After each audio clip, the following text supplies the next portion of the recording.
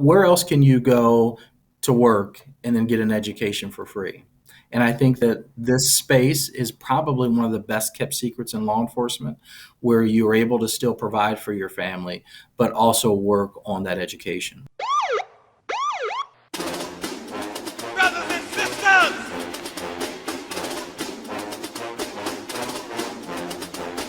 brothers and sisters, I don't know what this world is coming to. You're listening to the Black and Blue Podcast, a discussion and celebration of the roles of African Americans and other minorities in U.S. law enforcement. Your host on the Black and Blue Podcast is Dale Peters, a law enforcement professional with over 20 years experience in the business. Hop on board this Black and Blue train of interviews, current events, and pop culture conversations. So get ready. The Black and Blue Podcast is coming at you right now. Hey, Black and Blue fam, what's going on? Welcome to the latest episode of the Black and Blue Podcast, where we celebrate diversity in U.S. law enforcement. If this is your first time here, my name is Dale, and I'm the host. Thank you for giving the show a new look or listen. And if you've been here before, you already know how much I appreciate you for coming back for more.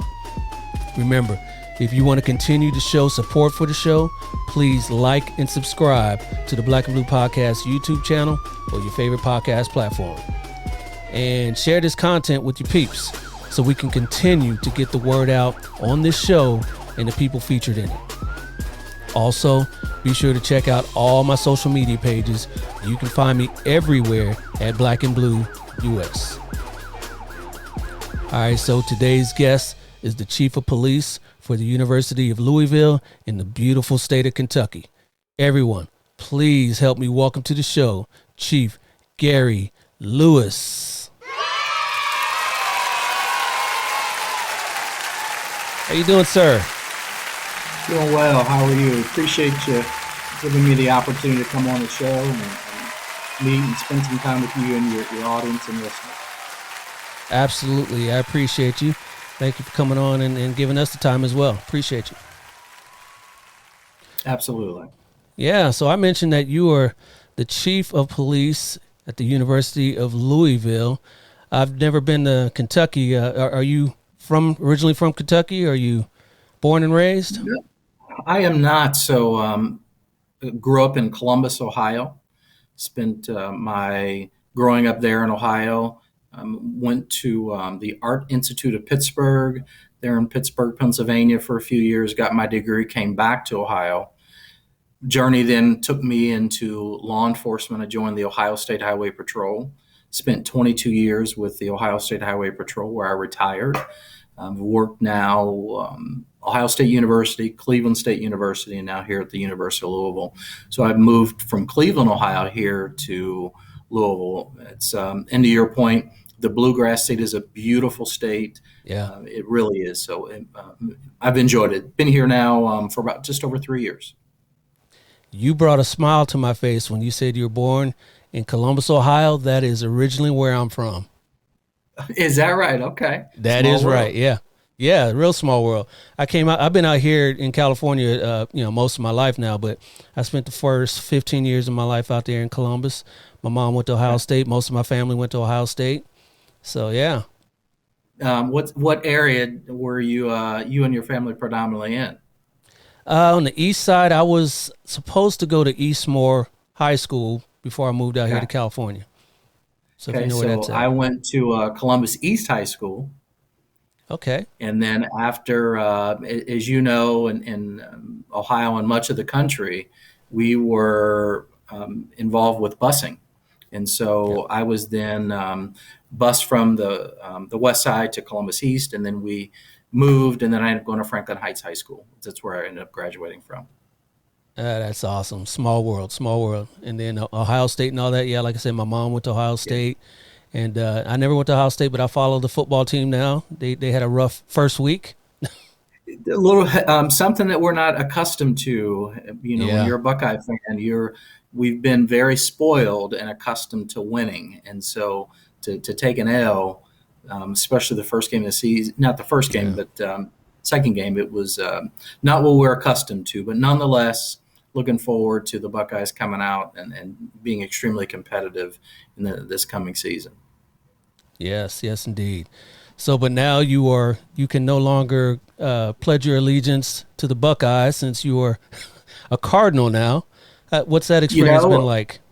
It's been awesome. So the University of Louisville, it really has a very similar feel to the Ohio State University in the sense that where we are geographically located, when you're talking about a large university in the middle of an urban setting, having some of the similar experiences and in some cases similar experiences specific to crime, that geographic component. And so that's where things for me really come into play, and just understanding the dynamics of where we're centrally located and having some of those interactions and communications with the community. Yeah, I was going to ask you a little bit of differences later, but since we're already talking about it, some of the differences you would say in the university policing setting as opposed to, you worked majority of your career on the state side and the highway patrol side of it and municipal and all that. What are some of the similarities and differences mostly? So great question. I think some of the misnomer is that we are security. And I think that that's one of the just overcoming some of those perceptions about law enforcement at college campuses. I mean, we're a fully state accredited law enforcement agency. We're about 50 officers, which would be considered a mid-size agency, even, for much of the state of Kentucky. We have about 30 security officers who are here, full dispatch, fire, emergency management. The responsibilities and duties are very similar. One, you want to be proactive. Two, you want to look at data analytics to assist you in the day-to-day components of what this job means. I say that the benefit that I have over my peers in a city, metropolitan, or even at the state level is I have predictable indicators. And what I mean by that is that we start school at the same timeline. We go on break at the same time. We return back to school. And so knowing that I have a start and a stop timeline, it allows me a much better opportunity to really focus on how to devote and develop resources to combat potential issues. Let's face it, the bad guys know when we start and stop school as well. They know when class is let out, when students are going to be in class, and when they're exiting, those types of things. So it gives a much better opportunity to be proactive and really do some due diligence. Yeah, absolutely. Another similarity that you and I have is I worked briefly for UCLA PD for about a year before I moved on to another agency I'm at now. And you can see that, you get a lot of the, what are you guys doing sort of thing. Are you guys really the cops? All that sort of stuff over at UCLA that I'm sure you guys get. And they're, again, they're a fully accredited state agency as well. And they would always preach, yes, they allow their officers to go off campus and be proactive and all that sort of stuff. But they always made it be known that, remember, the city of Los Angeles isn't paying your check. The University of California, Los Angeles is paying your check. So if something goes down, make sure you're on campus. You feel free to go off and do stuff, be proactive off campus, but remember who's paying your check. Yeah, and I think that at the end of the day, that's very true for all of us in law enforcement. Sure. Oftentimes it's easy to think the grass is greener, and some push the envelope and want to work the boundaries of their jurisdiction because for some reason that other agency, that other department may look a little more pleasing to them. And so they push the envelope sometimes from a jurisdictional perspective. And I think we see that on college campuses in particular, where they're so accustomed to that positive, proactive, and in some cases they're very reactive, that they want a taste of traditional policing. But I say you can have that here. You can have it at any major university in the country, where we are, like anywhere else, potential victims of crime, and being able to implement the skills that we've been taught in our training. Yeah, absolutely. So what's the transition been for you from moving from Ohio to Kentucky? I know there's a border right there in South Ohio. Cincinnati's not too far from from, I don't remember what part of Kentucky, but how far are you actually from Ohio now? Yes, so from Cincinnati, it's about an hour and a half drive here to Louisville, Okay. and so it's not too bad. Still, obviously, a majority of my family is in Ohio, and so we're able to get back and visit with them. Um, it's Every agency, every state has its own unique characteristics, and I think Louisville, especially, we're it's a metropolitan community, so it's very diverse.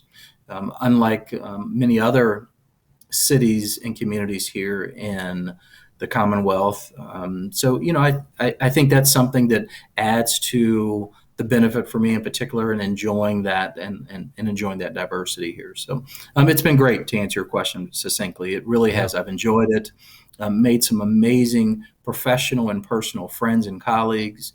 We're surrounded by a lot of great leaders and other agencies and departments and have really built some strong friendships. Yeah, that's one of the states that I'm hearing a lot of people are moving to. Kentucky, and what's the other one? And Tennessee. Tennessee. A lot of people are moving to Mhm. both of those states. Are you seeing a lot of increases in population, and with population increases comes more crime and more of that stuff? I haven't directly, but I do think that, let's face it, as a country, we're living longer. People are able to Yeah. retire sooner. And so you're seeing that influx, especially in the southern states, weather, snowbirds, the Carolinas, especially, as you mentioned, Tennessee, Kentucky, Florida, obviously. So definitely an opportunity for retired individuals to go and really enjoy those last years and in many cases decades of their life. Absolutely, absolutely. So going back on how you started your career, had you always wanted to be in law enforcement, or was that something that kind of fell into your lap? What's your journey there? Yeah, so I'm not one of those people that said, when I grow up, I know I want to be a cop. My plan was to become an art teacher. Had strong desire and passion to teach. Love the energy of young people and being able to mentor and provide them with really some guidance and direction. Went to art college. When I came back to Columbus, had one of my mentors who was he was a detective with Columbus Police. My uncle had encouraged me to apply to do composite sketches, to do composite drawings for those involved in victims of crime. I had applied with Columbus. They just didn't have a role at that time, and he had suggested the Ohio State Highway Patrol. Went by their academy, spent some time speaking to one of their recruiters. He was a African American captain. He had joined the force in 1965. He was the second to ever wear that uniform. Had asked him about a particular role in doing composite drawings, and he said, "Young man, we don't have that role here in the Highway Patrol." And he said, "Why don't Hmm. you become a state trooper?" And I said, "Sir, I have no desire to become an Ohio State Trooper." And he said, "Well, where are you from?" And I expressed I was from Columbus. And he said, "Well, what's your name?" And I told him. He said, "Well, what's your family's name?" And I expressed my grandparents' names. And he said, "Wait a minute, Eddie C. Walker, that's your grandfather?" And I said, "Yes, sir." So many of you know that in the early late 80s, early 90s, we didn't have cell phones. So this is in 1990. He said, "Well, call him." Pushed the phone over to me. I called my grandfather. The two of them talked for a while, and he hung up the phone. He had an extremely strong smirk on his face, and he said, "You got to fill out the application, don't you?" And I said, "Yes, sir." And he said, "I bet you're wondering why." And I said, "Yes, sir." He says, "Well, my big brother and your grandfather were the best of friends growing up, and we were neighbors. And he trusts me." And so that meant a lot to me. So I applied. And as they say, the rest is history. Wow, I'm starting to sense a theme here. A lot of small world stuff going on here between you and I, and you and your story in particular. That is awesome. Very, Yeah, very, so very he, awesome. unfortunately, Gilbert Jones, we just lost Colonel Jones to cancer about 9 months ago. And he truly was who we consider the godfather when it relates to being an African American, a state police organization, the challenges that we as African Americans faced in law enforcement internally. As we know, the federal government was pushing many agencies to hire more blacks, as well as females, in the coming years in the 70s. So we look to him just as being that amazing voice of reason and helping us navigate waters that we had never been in. And knowing when he got out of the United States Air Force, he had joined, he was only the second ever. The first was 10 years before. 1955 was the very first time that an African American had successfully made it through the Highway Patrol Academy. The NAACP had pushed significantly, filed lawsuits against the state.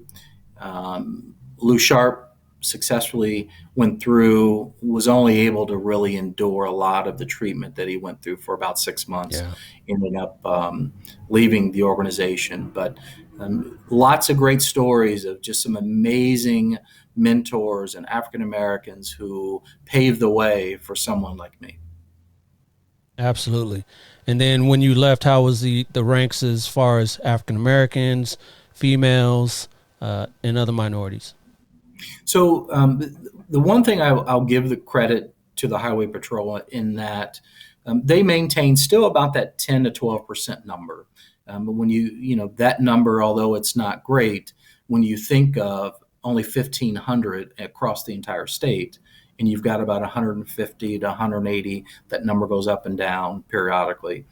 Females, the number is even less.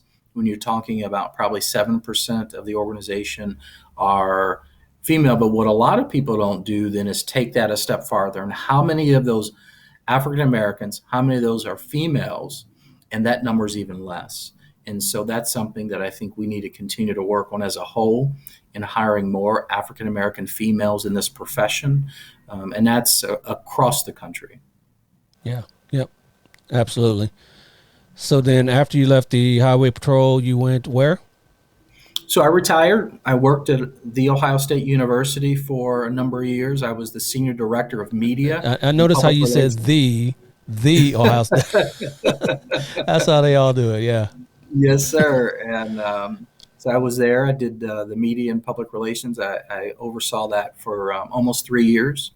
And there was an individual who I'm very close with, who was the police chief at Ohio State, had encouraged me to get back into the law enforcement space. There was an opportunity up in Cleveland at Cleveland State. I applied for the position. As they say, the rest is history. I went up to Cleveland, had an amazing time, just phenomenal people. Cleveland State University is downtown Cleveland. You stayed extremely busy. We were literally blocks away from the arena where the Cavs played and won their NBA championship, to hosting the Republican National Convention. Just some amazing people, amazing community. I think the world of that city and how it embraced me and how it embraces this profession. The number of leaders, African American leaders with Cleveland Police and so many other agencies, just makes you proud to do this type of work, knowing that you've got like-minded leaders within that space. Absolutely. And you did that for 3 years or so, you said? I was up there for 3 years. Mm-hmm. And opportunity presented itself here in Louisville. A national search firm had reached out. Ultimately, what's happening, I think, across the country is that many of us who are in these positions, that people are seeing the value in those who have worked in areas such as this. When you have that experience and understanding the challenges that metropolitan communities have to endure, as opposed to some of the more rural, and that balance of interacting and engaging with different minorities, different attitudes, mindsets. And so I was fortunate enough to be selected, come here to the University of Louisville, and like I said, been just over 3 years now. All right. And what's sort of the population of the University of Louisville? I know you have a student population, so mostly the under 30 crowd, but what about ethnically? Yeah, so you're 23,000 students, 7,000 employees, When you look at the numbers and the diversity, I think we're pretty high. We're about 18% when you look at the African American numbers, and obviously Latinos, Asian, those numbers are also fairly representative. So that's definitely a huge positive. I don't know with the employees, though. I'd be curious to see with that what the numbers look like as far as the actual employees, faculty and staff, and those numbers. I think no matter where you're at, there's always a need to push for more diversity and to hire more to have that representation so that our students are getting that full experience. And they're getting it from individuals who look and sound and think the way that they do. Right. And then on that note, segueing, what about your department? What's the So diversity my like department, there? so of the 50, we're actually about 18% African American. So I Okay. think that it's very purposeful to find that not only the best, most qualified applicants, but also clearly looking at females, looking at African Americans, and then having a diverse group and diverse workforce. So we're very representative of not only the campus community, but the community as a whole at large up here in the Louisville metro area. Absolutely. So, law enforcement is taking some hits as of late, and right now it's pretty tough being officers. Are you having a hard time finding officers to be proactive, people to actually want to be police officers in your organization, in your region? Can I say yes, yes, and yes? You can, yeah.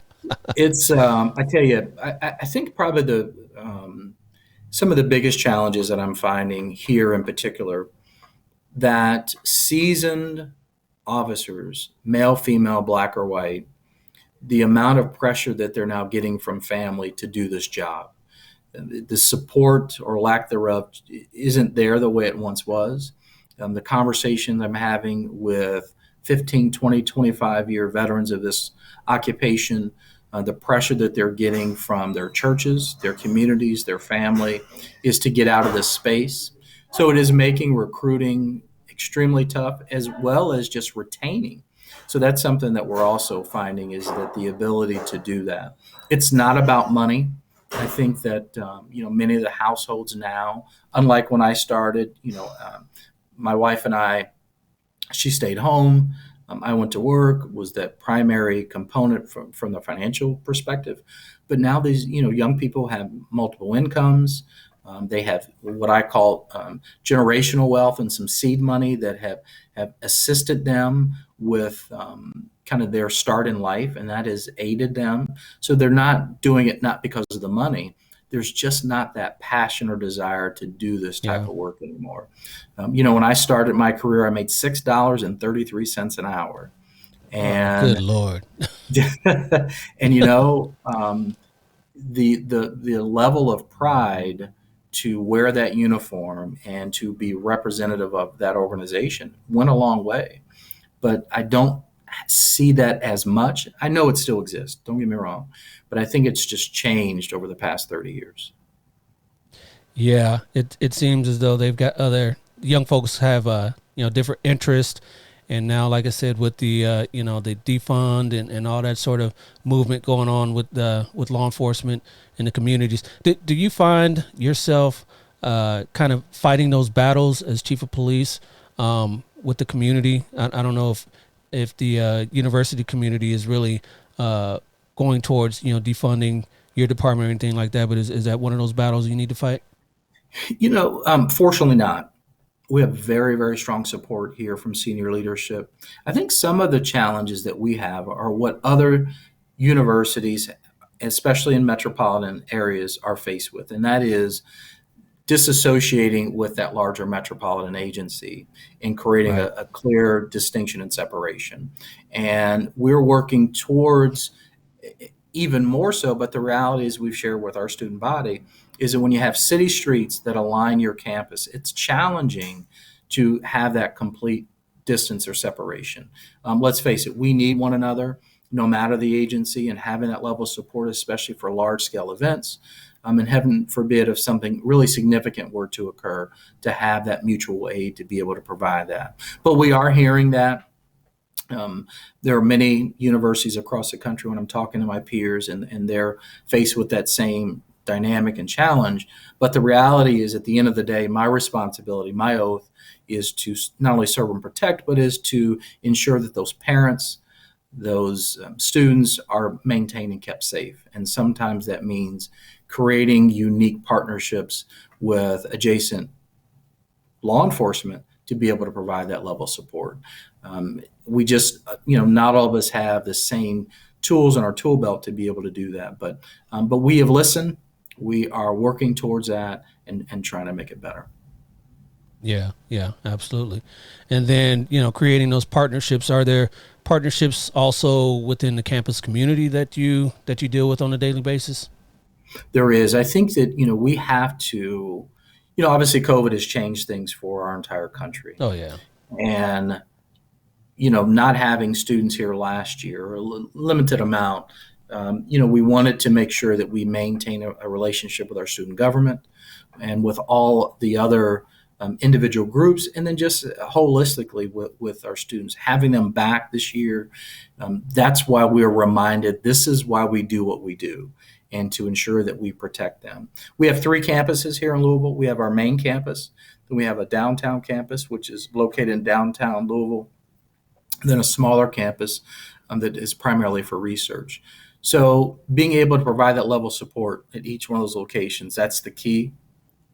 Listening to our students, providing them with really the comfort. I, being a parent, sending children off to college, you're entrusting them into that system. And so I want to make sure that I do what I have promised those parents that I would do, and that's keep their kids safe. Yeah, absolutely. And you mentioned, forming partnerships with your municipal law enforcement and in some cases your state law enforcement for large scale events. Speaking of large scale events, we did mention, that football is back in session. And I know Louisville's typically a basketball school, but how's the football shaping out this year? Well, I'm not sure if you were able to catch it, but this past weekend had an amazing last-second interception victory over UCF, University of Central Florida, and so we're excited about the energy. I don't know if you've heard of a young man by the name of Lamar Jackson, who A little bit, yeah, I heard a little bit about him. So we just last night. I think it's so we definitely have that to brag and boast about. Although this is for lack of better terms, a hoop school, we definitely had some amazing athletes who have been very successful, not only at the collegiate level, but the pro level. And so Lamar being one of them, and he still is an extremely outspoken Card fan and comes back when he can to support. So it's been good. Okay. We stay busy, and, we got Clemson, and, the ACC is very competitive. And I think that our team will continue to do that. Will they have some of those elite programs as in the past? Maybe not this season, but I do think they'll be competitive. Yeah. All right. So, you being there at Louisville and at Ohio State, you've had a chance to be around some amazing athletes in your career there, huh? Yes. And I tell people it's not fair to compare the Ohio State University to others because it is such an outlier in so many areas. Yeah. Being able to experience that on so many levels, and the history, the tradition, it's just different, and you have to be honest about that. But taking those experiences and being able to bring them here has clearly enabled us to be better, to enable us to do things in a more efficient way. So I appreciate the skills that I learned while with the Highway Patrol, and then obviously at Ohio State. Yeah. Well, the expectations of Ohio State football certainly are different than Louisville's football team, but I would flip it and say the Louisville basketball program. Absolutely. That's a great comparison because Ohio State, very similar. Some amazing athletes who've come through, have had great success, but not really known to be that powerhouse national champion contender in basketball. Yeah. And so there are definitely some similarities there. Absolutely. It was Jimmy Jackson. That's probably the The most famous Yeah, one I can so think of, at least off the top of So, my head, in basketball. Dennis Hobson, who played with the Bulls, and very close friend of mine, a young man by the name of Lawrence Funderburk, who played there at Ohio State. A lot of great athletes, a lot of great basketball players. Jimmy, obviously, and so many others. But I think that when you're from Ohio and that having that ability, the challenge is, as you mentioned, Eastmore, when who can compete against Archie Griffin? Two-time Heisman Right. Trophy Yeah. winner, Yep. Columbus native, amazing ambassador on so many levels. And so think the world of Archie and his family and what he has done for the city of Columbus, for the Ohio State University. Just truly a great man. Absolutely. Absolutely. Archie Griffin. Yeah. Can't compete with that. Can't compete with that. Not in Ohio, at least. Not in Columbus. So, you mentioned, your degree didn't kind of match up with law enforcement. You were an art major. Have you ever had a chance to be able to use that eventually? I know you tried to be a sketch artist, and were you able to use your degree in a law enforcement capacity? Yes. And I think that what I tell people is that our job, my job as a leader, is to understand that from a business model, we have to sell our services. It's up to us to share back to the community what is it that we do on a day-to-day basis. So, and especially now with social media and using the marketing piece and that side of my Mm-hmm. brain, I am able to do that. And that's a benefit. I ended up going back to school, got my undergrad, went back, got a master's from Michigan State University, spent some time at Harvard and got a crisis communications um, diploma, went to the FBI National Academy. So, I think education is important. I think that we have to continue to look at new best practices.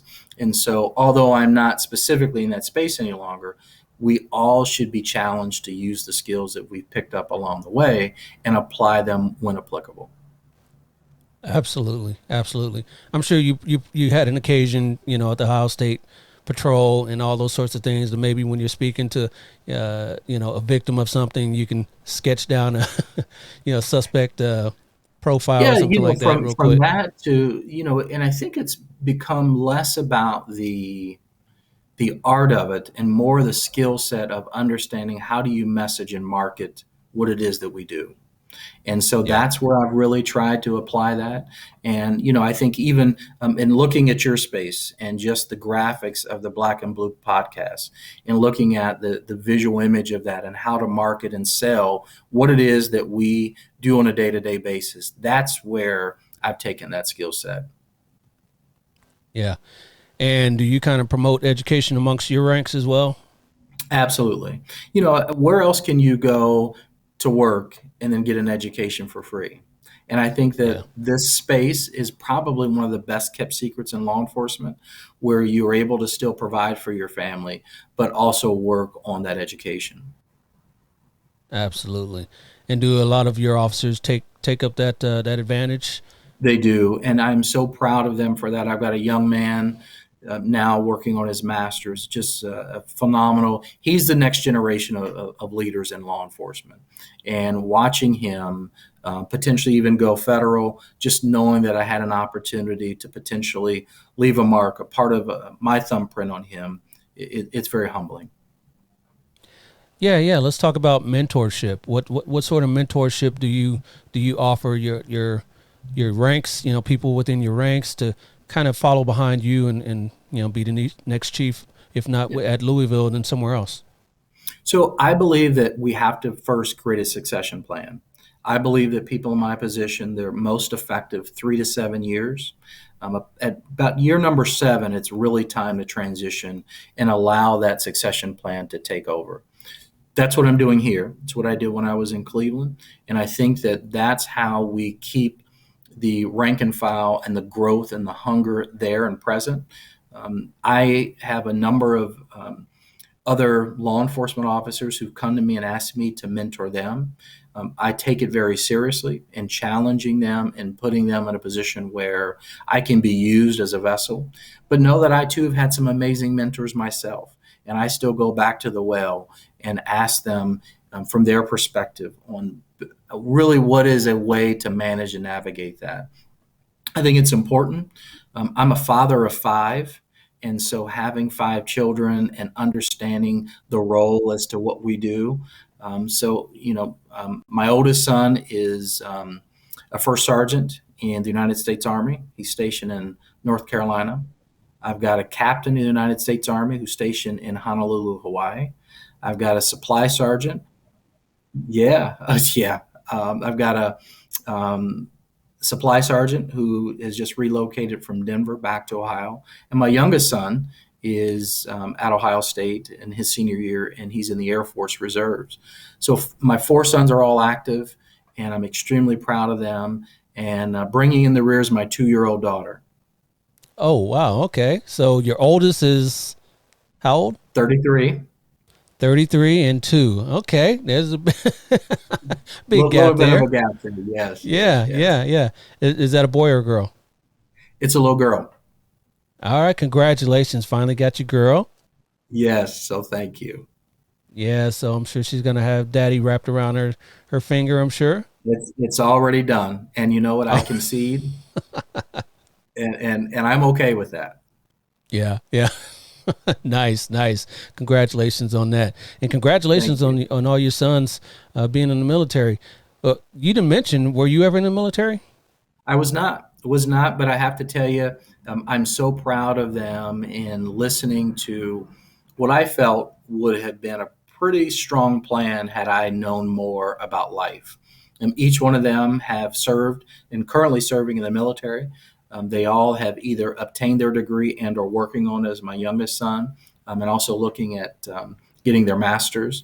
And so I believe that we, and I'll speak for myself, that as an African-American male growing up in the time that I did, I had some additional insight and influence, could have made some different choices, known a little bit more than what I did.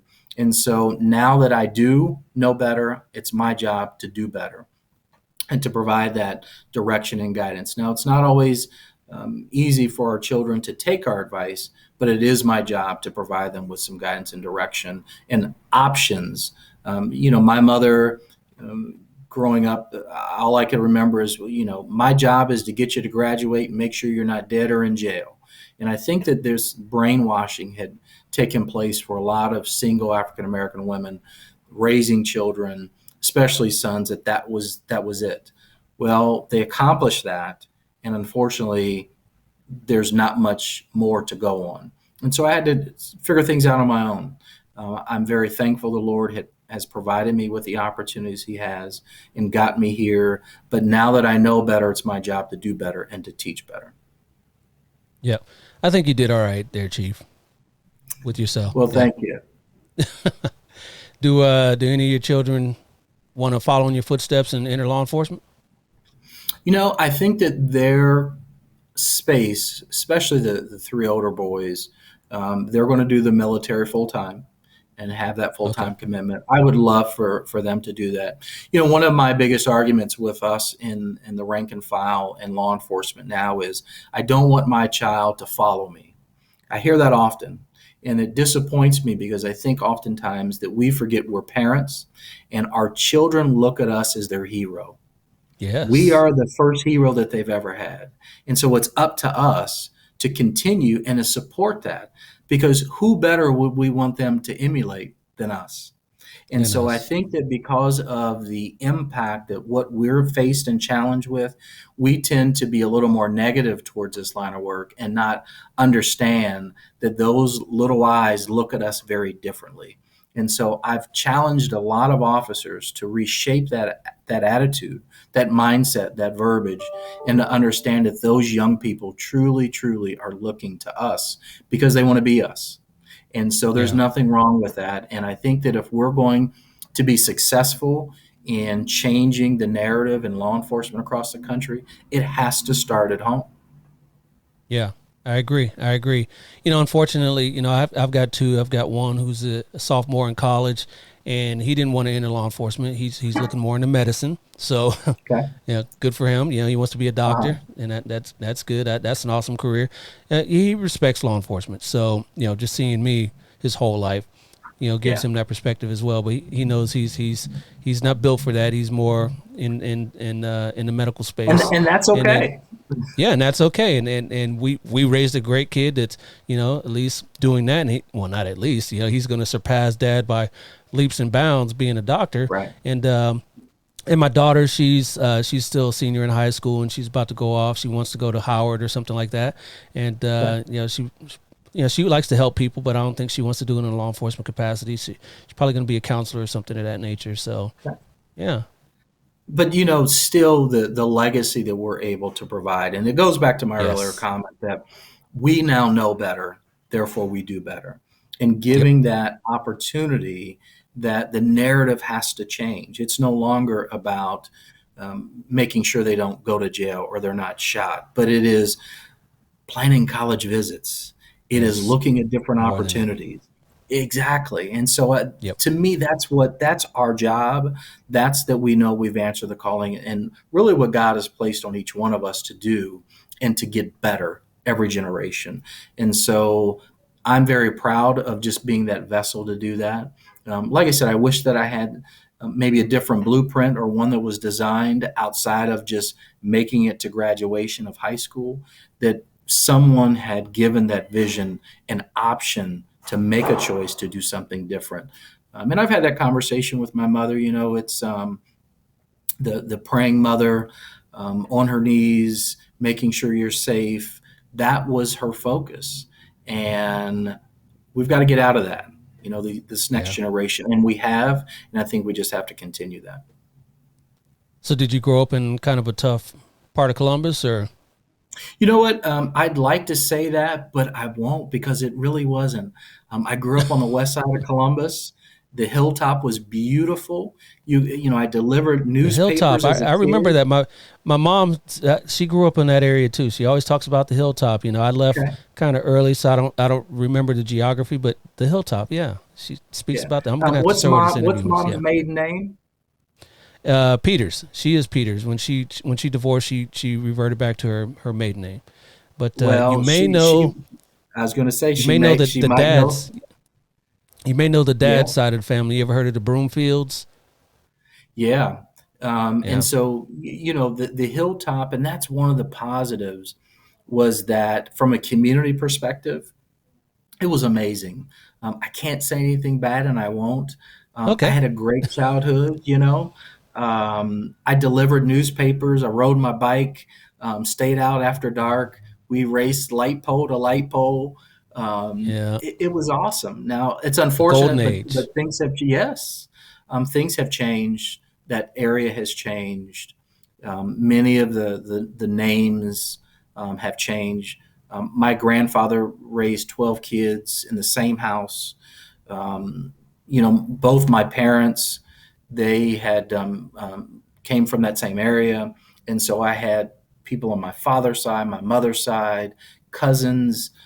It was amazing. So I was very blessed in that sense in being able to have family and friends within that same space. So it was good. Like I said, I will never say anything bad about that experience because it truly helped me in so many ways in navigating.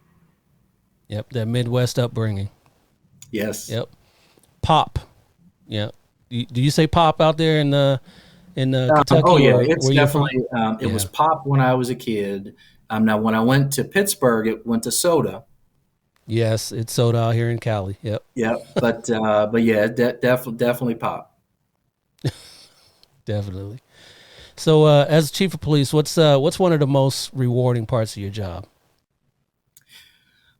I have a lot of rewarding parts, to be quite honest. I think watching this next generation, being able to be instrumental in helping to shape and carve out this next generation. Um, one of my mentors, said, if you lead with your heart, your feet will always be in step. And I think that those words are so important.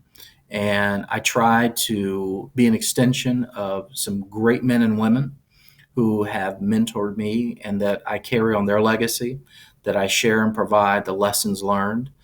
So to me, those are some of really the benefits in being in this role and watching and cultivating and supporting it. Good stuff. Good stuff.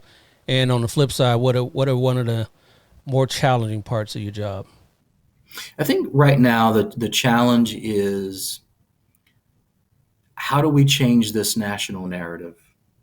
How do we regain that level of respect that we once had across our country?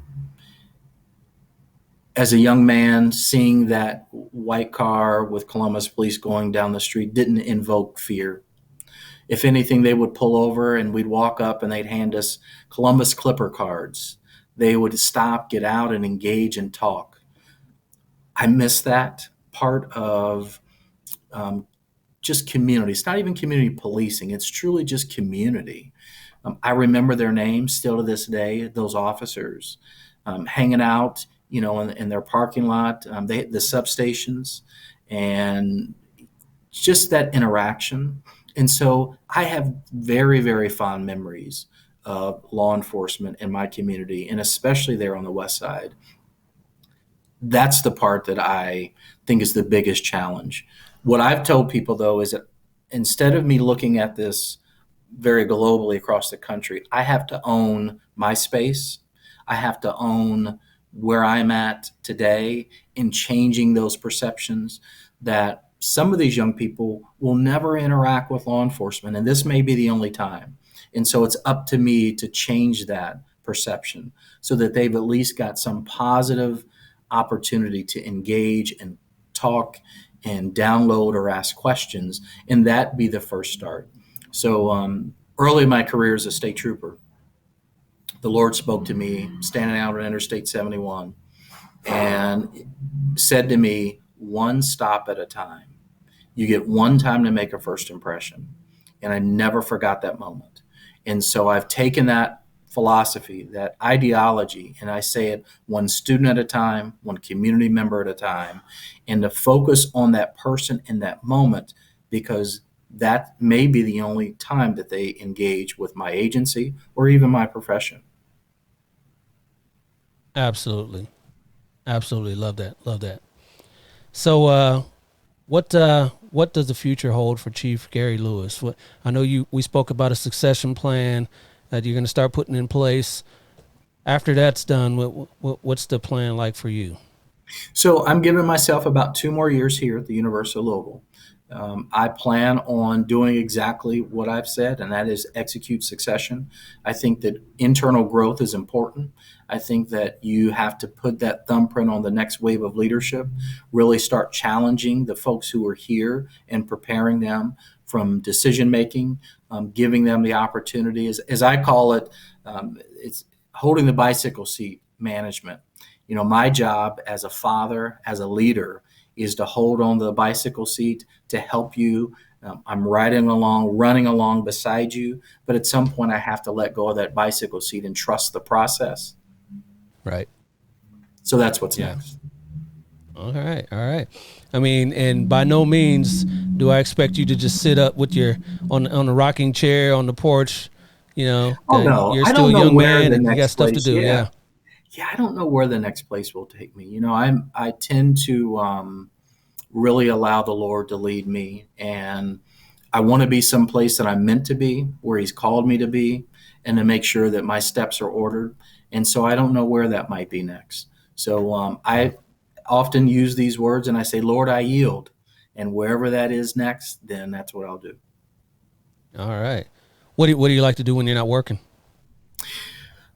Gosh, you know what? Anymore, the past 2 years, it's been all about my daughter. Love family yeah, I can time, see that. Yeah. Especially with the age difference and having my boys all over the country. So it really is that family time. I enjoy that.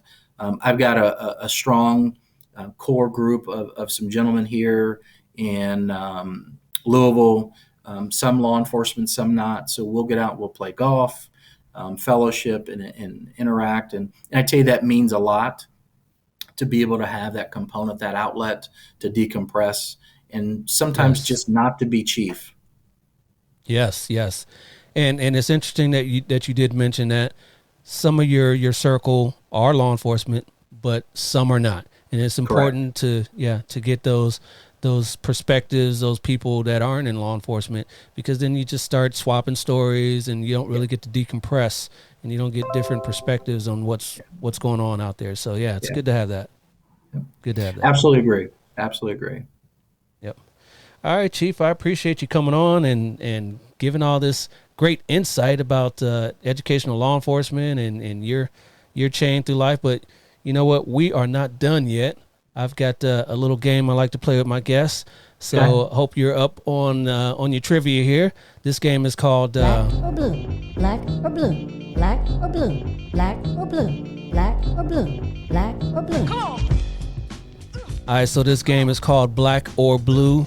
Your category today is called Win One for the Gipper. Win One for the Gipper. So since you are in university law enforcement, and I thought I would give you a category of university colors. So what I'm going to do is I'm going to name a school for you, and you tell me, is one of their major colors black or blue? Black or blue. Real simple for you. You should be able to get this. So here's your first one here. Your first school is the University of South Carolina Gamecocks. Black or blue? Black. Yes, they are black. Yes, University of Southern Carolina. I don't know if I said California, but the Gamecocks, yes, they are black with that red there. Off to a great start. How about, I just said California, how about UCLA? Are they black or blue? Blue. They are blue. Yes, the Bruins. All right. You were rolling here. How about the Louisiana Tech University Bulldogs? Black or blue? Louisiana Tech. Blue. I'm trying to think of their blue. They are blue. Wow, pulled that one out of the hat, huh? Couldn't just give you all easy ones here, but yeah, you managed to get that one. How about University of Colorado Buffaloes? Oh, they're black and gold. They are black and gold. Yeah, we found the right category for you here, Chief. How about West Virginia State University Yellow Jackets? So not West Virginia. You're looking at West Virginia State. West Virginia State. I'm going to go black. They are black, yes. Yes, with the Yellow Jackets, yellow. I don't think too many Yellow Jackets are blue and yellow, but just thought I'd get that for you. How about the San Diego State University Aztecs? Aztecs are blue. Oh, your first one wrong. The Aztecs are black and red. Yes. Missed that one. You missed that one. That's all right. Got a few more here for you. How about the University of Arizona Wildcats? Arizona black and red. Oh, no, Chief. They are blue and red. Oh. Yes. Oh, you know what? I'm thinking of Arizona State. Yeah. Yes. Yeah. It's just straight. Okay, two wrong. We got to catch back up here, Chief. How about the University of Florida Gators? Blue. They are definitely blue. Yes. All right, back on the winning side of things. How about Indiana State University Sycamores? Indiana State. ISU. I know IU. So I'm going to take a risk and say black. Oh no, they are blue. The Sycamores. Okay. Some sort of tree, I would imagine there. A couple more. You're still on the winning side of things. How about the University of Michigan Wolverines? You're from Ohio. You know we don't talk about the state up north. I know. I had to throw it in there, though. Blue. Hey, you went to Michigan State. Yes. That's it. No green, no white. Yeah. And your last one here, and you better get this one, Chief. How about the University of Louisville Cardinals? See there. I like the way you think. Black. They are black.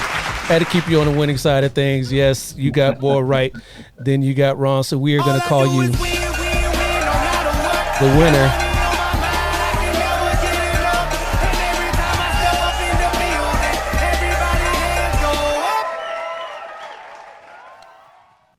All right, Chief. Good job there. Appreciate it. Yes, indeed. All right. So before we get you out of here, how about something we can tell our audience before we let you go? Anything you want them to know about yourself or the University of Law Enforcement, University of Louisville, or law enforcement in general? I think just from an end perspective is that we still have a lot of work to do. And we don't want to minimize the great work that's done on a day-to-day basis by the men and women who have taken the oath to serve and protect. And we encourage people who may have questions or desires to reach out to folks like myself or you and to learn more, to come out, to ride, to shadow, and to apply, because that's truly the change agent that we need in our community and this next generation of law enforcement. Absolutely. Great words, Chief, there. I appreciate you coming on the show here, and I had a lot of fun with you, and you got through that last game there not without a problem there. A couple of them threw you for a loop, but we got you through it all right. So I appreciate you, Chief. Thank you. Absolutely. Thanks so much. All right. You got it. Be safe out there, sir. We'll talk to you soon. Right. Bye now. All right, Square Pegs, we are done with this episode of the Black and Blue Podcast. I want to thank Louisville University Police Chief Gary Lewis for coming on and hanging out with me. And I want to thank you, the viewers and listeners, for coming on and hanging out with me as well. If you enjoyed it, make sure you like, subscribe, and share the show on YouTube or your favorite podcast platform. I'll be back right here in 2 weeks with another awesome interview. Same black time, same black channel, but till then, y'all know what to do. Stay black and blue. I'll holler at you. Peace.